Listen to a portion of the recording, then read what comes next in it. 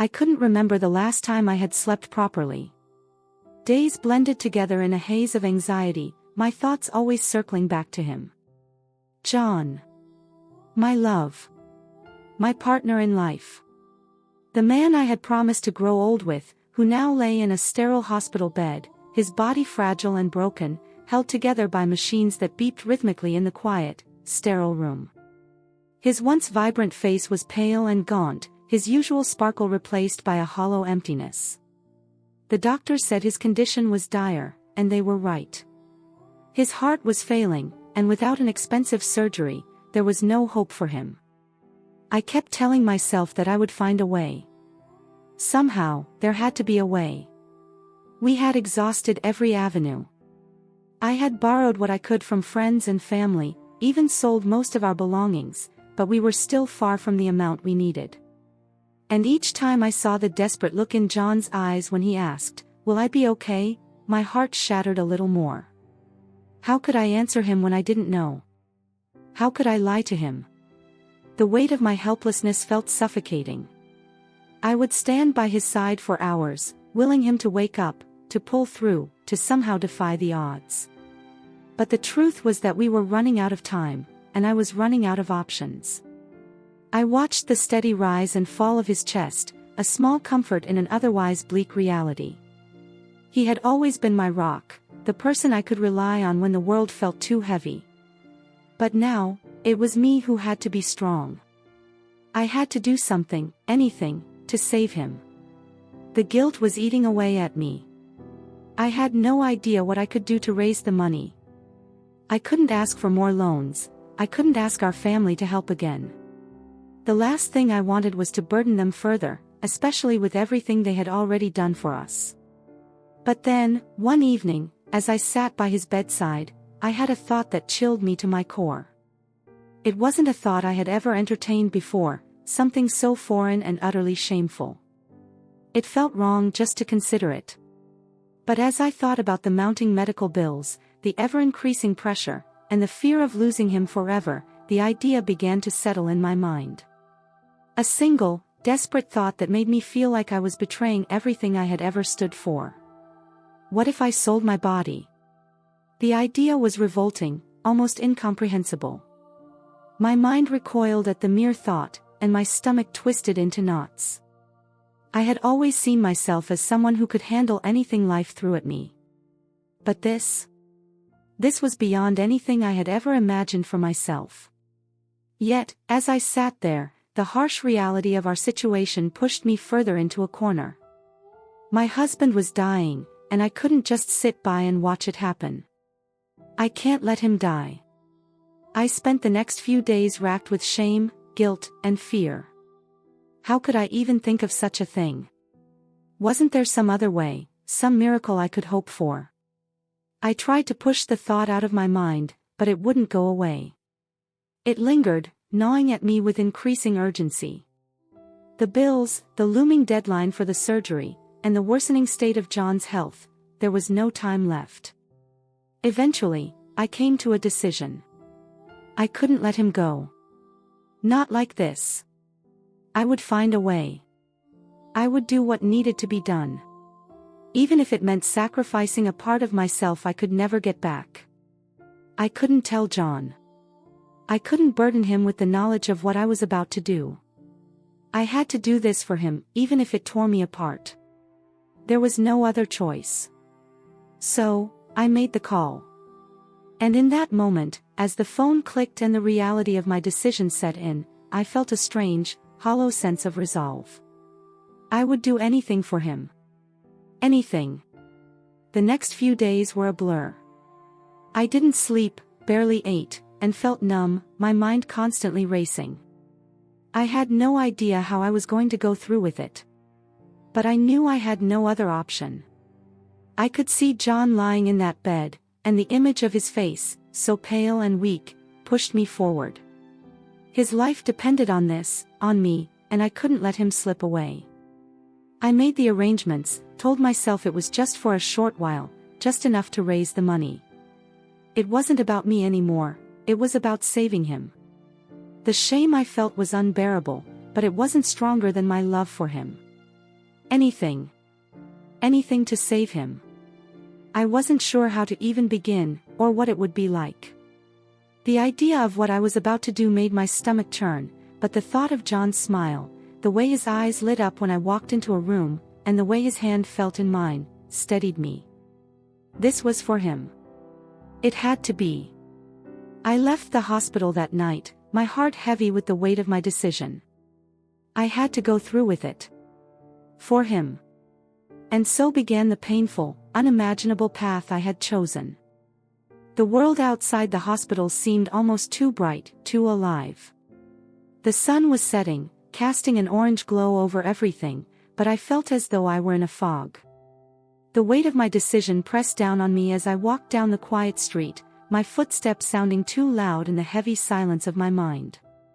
I couldn't stop thinking about John, how he would never know what I was about to do for him. I wished, more than anything, that I could tell him. But I knew, deep down, that I would never be able to. I reached the apartment we called home, and the familiar warmth of our small space did nothing to comfort me. The air felt too thick, as though it were pressing against me, reminding me of the lie I was about to live. The thought of the next step made my hands tremble. I had already made the arrangements. It was time to carry them out. I stood in front of the bathroom mirror, staring at my reflection. The woman in front of me wasn't the same person I had seen even a few days ago. She was unsure, broken, and desperate. How had I come to this point? How had I, fallen so far? A shudder ran through me as I forced myself to push the doubts away. There was no turning back now. I had already promised myself that I would do whatever it took to save him. John's life was in my hands, and everything else paled in comparison. I looked down at the phone in my hand. The text had been simple, direct. "Are you ready?" I pressed the answer button with shaking fingers, my heart pounding in my chest. I hadn't even fully realized how much this moment terrified me until I was standing on the edge of it. Yes. The word felt like a betrayal, leaving my lips with a coldness I didn't recognize. It was too late to take it back. The arrangements had been made through a stranger, a faceless person who seemed to promise safety in exchange for a price I was unwilling to admit to myself. I had no idea what it would look like when I walked through the door, only that it was my only option. My mind was numb with the overwhelming weight of it all, but the thought of John's surgery, of his pale face on that hospital bed, kept me moving. The address led me to a small, dimly lit apartment in the city. The building was run down, tucked away between two other faceless structures. I stood outside for what felt like an eternity, looking up at the cracked windows, the peeling paint. Every instinct in my body screamed at me to turn away, to run back to the safety of the life I once knew. But I couldn't. I couldn't leave John to die. I forced myself to walk through the door, my heartbeat echoing in my ears. The man who greeted me was older, maybe in his 40s, with dark eyes and a calm, unassuming demeanor. His voice was soft as he gestured me inside. I nodded quietly, following him through the dim hallway. Every step felt heavy, like the floor beneath me was sinking, pulling me deeper into something I couldn't escape. I don't remember much about what happened after that. It all blurred together in a haze of motions, coldness, and a strange emptiness inside of me. I felt like I was outside of myself, watching everything happen from a distance. I had been taught all my life that my body was mine, that I had the power to control it, but in that moment, none of that seemed to matter. The shame, the guilt, the pain, it all swirled together into something I couldn't process. What was I doing? I tried to push the thought away. I couldn't afford to think. I couldn't afford to feel. I had a goal. A mission. And this was the price I had to pay to save him. Hours later, I returned home. The apartment felt emptier than before, the walls closing in around me. I stepped inside and locked the door behind me, my hands still trembling. My mind was blank, my body exhausted. I looked at the clock. It was late, and John would be asleep by now, but I needed to see him. I needed to hold his hand and remind myself of why I had done this. He needed to survive. He needed to live. And I would make sure that he did, no matter what it cost me. When I sat by his bedside that night, my chest felt tight, as though I couldn't breathe properly. The weight of what I had done hung over me like a dark cloud. I reached for his hand, feeling the warmth of his skin. His chest rose and fell with shallow breaths, his condition unchanged from earlier in the day. Tears welled up in my eyes, and I couldn't stop them. The emotions I had been holding in, anger, shame, love, guilt, came pouring out all at once. I pressed my face into his hand, letting the tears fall, wishing I could take it all back. I wanted to undo everything, to go back to the way things were before all of this. But I couldn't. I could only wait and hope that this sacrifice would be enough to save him. I whispered to him, even though he couldn't hear me. "I'm doing this for you, John. Please don't leave me." I sat there for hours, unable to sleep, watching him. His slow, steady breathing was the only thing keeping me tethered to reality. Please, I thought, over and over again. Please let this be worth it. That night, the guilt and shame were unbearable. But I knew that there was no other choice. I would do this again, if I had to. I would keep doing it until I had enough. I would give everything for him. Because I loved him. And I couldn't lose him. The days that followed were a blur, each night filled with the same routine. Each step I took in that new world, one I had never imagined myself in, felt like I was losing a part of myself, but I had no choice. Every time I saw John lying in that bed, I knew that the pain I was enduring was the only thing standing between him and death. I would do whatever it took. And that thought, that promise to myself, kept me going. The days dragged on, each one blurring into the next. I couldn't tell where one ended and another began. It was as though I were living in a fog, my body moving through the motions but my mind never truly present. The guilt I felt every time I returned from the nights that blurred into one another was suffocating. But there was something else that had started to creep into my thoughts, an overwhelming sense of numbness. I had become someone I didn't recognize. I hated myself, and yet, every time I looked at John's face, pale but alive, I was reminded why I was doing this. I was sacrificing everything, my pride, my dignity, my very sense of self, for him. And somehow, it felt both like the most noble thing I'd ever done and the most humiliating. The shame threatened to consume me, but the desperation to save him drove me on. The pain of this new life was unbearable, but somehow, I pushed through it. Every night, I went out again, telling myself that this was the last time, that tomorrow would be different. But tomorrow never came. The money wasn't enough yet. John's surgery was still out of reach, and I had to keep going. It wasn't just physical, either. It was the mental toll that was wearing me down. Every night, I would look at myself in the mirror after coming home, my reflection distorted and strange, as if the person looking back at me was a stranger. The bright, hopeful woman I had once been was gone. In her place was someone broken, someone who had done things she never imagined doing, all in the name of love. I couldn't talk to anyone about it. I couldn't tell my family, my friends. They would never understand. They would never know what I was sacrificing. If they knew, if they understood, I'd lose everything. I'd lose their respect. I'd lose myself. Sometimes, I would lie awake next to John, listening to the sound of his breathing, the quiet ticking of the clock on the wall. I could feel the weight of my own shame pressing down on me, but I would push it away, telling myself that it was all worth it. For him. The hardest part was the quiet moments, when I would sit with him in the hospital room, holding his hand. He would talk about how he couldn't wait to get better, to go back to work, to live a full life again. And every time he spoke, I would smile, nodding along, even though I felt like my insides were crumbling. I was lying to him. But what else could I do?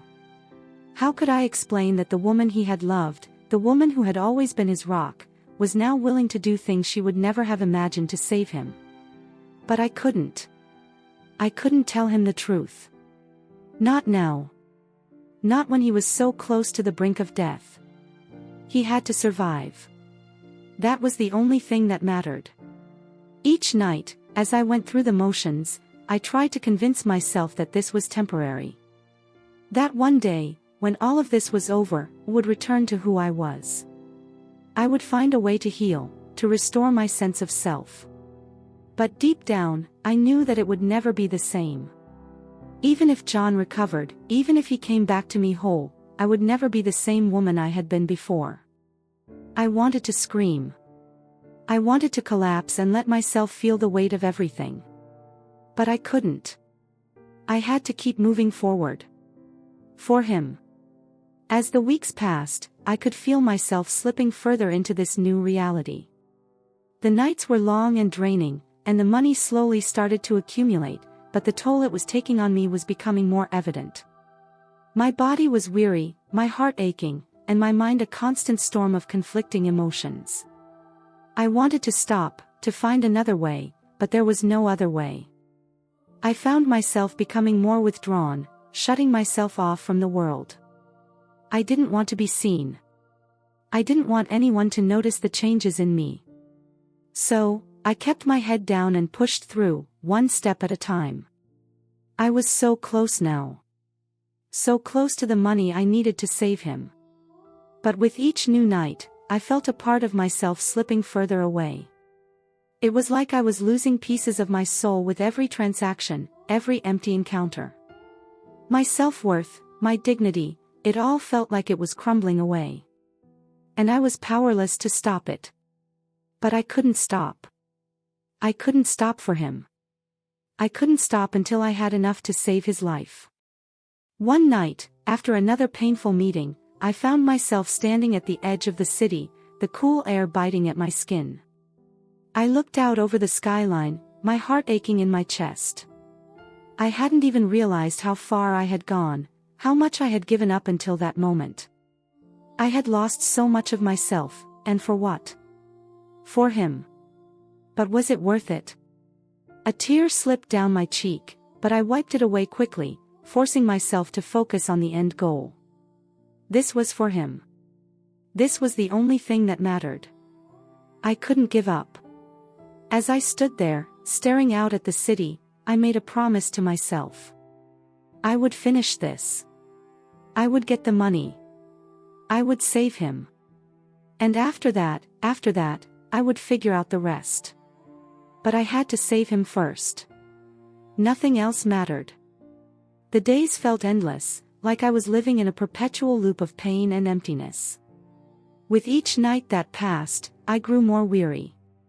My body was exhausted from the constant physical strain, and my heart was breaking under the weight of what I had become. I kept telling myself that I was doing this for him, for John, but the words seemed hollow now, empty echoes that reverberated through my mind. I had crossed a line. I knew that now. I had done things I would never have believed myself capable of. Every time I looked at myself in the mirror, I didn't recognize the woman staring back at me. I was no longer that vibrant, hopeful woman I used to be, the one who could face any challenge with a smile.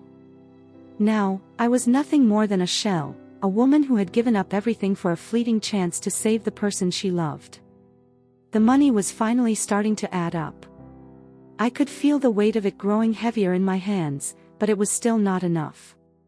The surgery was looming closer, and every night, I pushed myself further into this new world, further away from everything I had ever known. I was becoming numb to it. The shame, the guilt, it was all becoming a part of me, a part of who I was now. There was no escaping it. One night, I returned home, my body aching more than usual. I had spent hours with a man I didn't even know, doing things I couldn't reconcile with the woman I used to be. When I walked through the door of our apartment, I was greeted by silence. The kind of silence that felt suffocating, like the walls were closing in around me. John was asleep in our bed, his breathing slow and steady, but his face was still pale, too pale. The sickness that had taken over him hadn't relented, and no matter how much I tried to convince myself that my sacrifices were worth it, it didn't feel like enough. I stood in the doorway of our bedroom, watching him, and the weight of everything I was doing hit me all at once. How much longer could I keep going like this? How much more could I endure before I completely lost myself? The thought of him, my love, in such a fragile state, dependent on me to find a way to save him, was the only thing keeping me going. But tonight, for the first time, it wasn't enough. My resolve was starting to crack. I felt hollow, and the pain of what I had become seemed too much to bear. I sat down on the edge of the bed, looking at his sleeping face, and I felt the tears come, hot and unrelenting. I tried to stifle them, but they came anyway. I let them fall freely, my shoulders shaking with sobs that I couldn't control. Would he understand? Would he forgive me? The guilt was overwhelming.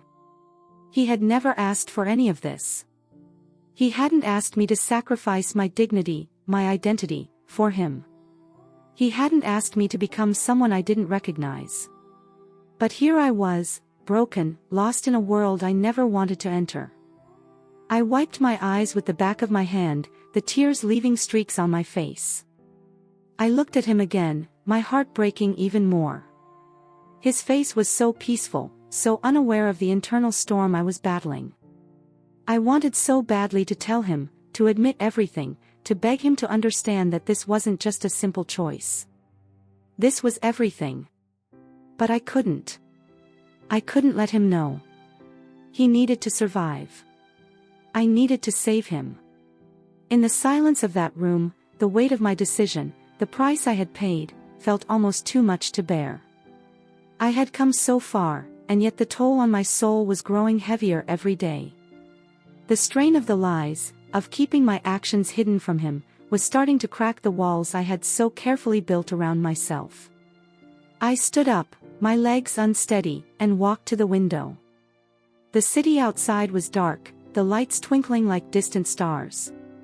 It felt like the whole world was moving on, unaware of my internal collapse. But I couldn't stop. Not now. Not when I was so close. I needed to finish this. I needed to get the money, to give him that chance at life. He deserved a future. I couldn't bear the thought of losing him. I couldn't imagine a life without him in it. But the price I had paid, what I had lost, was becoming more real with every passing moment. The more I gave, the more I felt myself slipping away. The more I sacrificed, the more I hated myself. As I stood there, staring out at the darkened city, I made a silent promise to myself.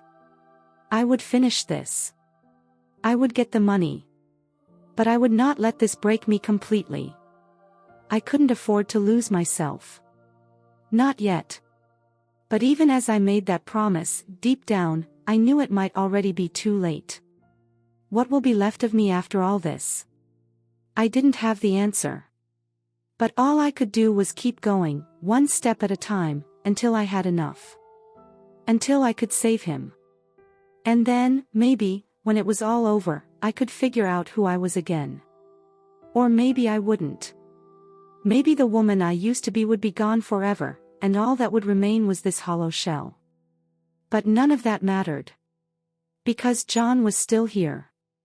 And as long as he was still here, I would do anything to keep him alive. The final night came as I stood in the dimly lit room, the money, finally, stacked in my hands. I could feel its weight, its finality. After everything I had endured, I had made it. I had raised the money. I had done what I promised myself, what I promised John. But even as I held the last of it, that moment of victory didn't feel like triumph. It felt like emptiness. I had achieved my goal, yes, but at what cost? The woman I had been was long gone, replaced by someone I didn't recognize. A woman who had given up so much, whose soul felt scarred beyond repair. But all of that paled in comparison to the one thing that kept me moving forward, John. I stood at the edge of the hospital, the envelope of money clutched tightly in my hand. My feet felt heavy as I walked through the sterile corridors, my heart beat loud in my ears. The world seemed to spin slower, and time felt as if it had come to a halt. I was so close now, closer than I'd ever been, but I couldn't shake the feeling that I had already lost so much, too much, for this moment to truly feel like a victory. When I entered John's room, I was met by the familiar scent of antiseptic and the soft hum of the machines monitoring his fragile state. He was still unconscious, but the doctors had reassured me that the surgery would save his life. It was all in the hands of the skilled surgeons now. I placed the envelope of money on the bedside table, my fingers trembling. I couldn't help but glance at John's pale face, his chest rising and falling weakly, as though reminding me that this was the only thing that mattered. This was why I had done it all, the pain, the shame, the loss. For him. To save him. A nurse entered the room, checking the monitors. I handed her the money. No words were exchanged, just a brief nod. The transaction was complete, and the surgery was scheduled. In that moment, it hit me, everything I had done had led to this. But even now, even with the surgery imminent, the weight of my actions pressed down on me. I left the room and walked into the sterile hallway, my body moving on autopilot. There were no tears, no joy. Just the strange, hollow feeling that had come to define my existence over the past weeks. I didn't know who I was anymore, but I knew that I had saved him. That was all that mattered. As the surgery took place, I sat in the waiting room, staring blankly at the walls. It was like my mind couldn't process anything other than the fact that John's life was being fought for, that the doctors were doing everything in their power to keep him alive. And for once, I allowed myself to hope. For once, I allowed myself to believe that maybe, just maybe, this sacrifice had been worth it. The hours dragged on, each minute feeling like an eternity, until finally, the surgeon emerged. His face was tired, but he wore a small, reassuring smile. He told me the surgery had been successful. John was going to make it. Tears flooded my eyes, but they were bittersweet. The joy of hearing that he was going to be okay was tainted by the knowledge of what I had become in the process. I had saved him, yes, but I had lost so much of myself in the process.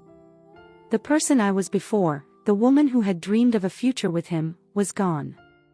And in her place was someone who would carry scars for the rest of her life.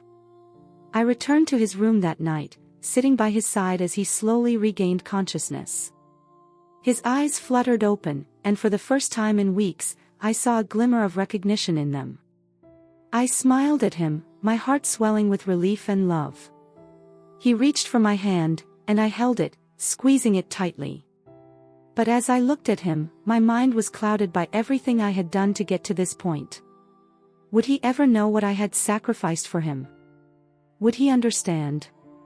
I wanted to tell him, to explain everything, but I couldn't. I couldn't bring myself to ruin the happiness of this moment. "Hey," he whispered, his voice hoarse but filled with love. "I'm here. I'm gonna be okay." Tears welled in my eyes again, and I nodded. "Yes, you're going to be okay," I whispered back, my voice shaky. But inside, I felt broken.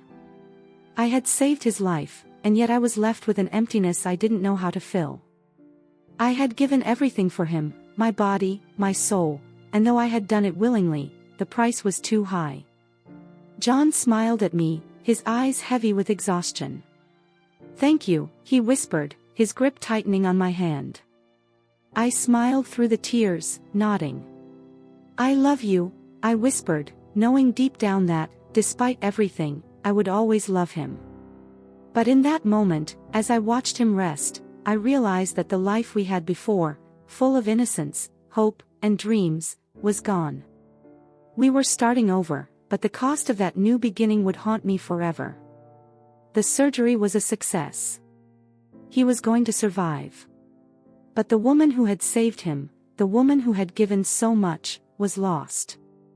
And though John's survival was the greatest victory, I knew the price I had paid would stay with me for the rest of my life. Wow. I don't even know where to start. Reading that was such an emotional roller coaster.